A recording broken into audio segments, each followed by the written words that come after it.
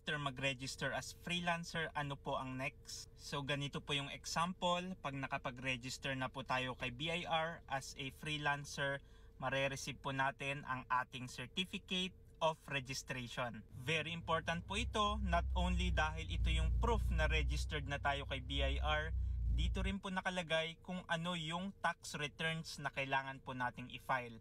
Dito po sa tax types. For freelancer na naka 8% income tax rate option, dito sa example na to, nag-register ako ng June 30, 2025. Dahil naka 8% naman po ako, ang tax types ko ay income tax return lang or ITR. Pero quarterly po ang pag-file natin ng ITR, kaya dalawa po yan. Isang annual saka isang quarterly. Importante rin po yung date of registration. In this example, June 30, 2025 ang registration date. Kailangan ko pong mag-file ng second quarter ITR. Kasi ang taxable period po ng second quarter is from April 1 to June 30.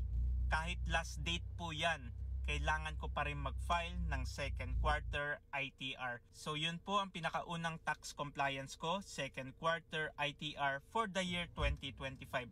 At tuloy-tuloy na po yan, every quarter po ang filing. Tapos wala po tayong fourth quarter income tax return. Yung pang fourth quarter, yun na po yung annual income tax return. So ganun po siya. You are a freelancer at meron kang concern or question regarding freelancers BIR registration and freelancers tax compliance, comment mo lang yan at sasagutin ko yan.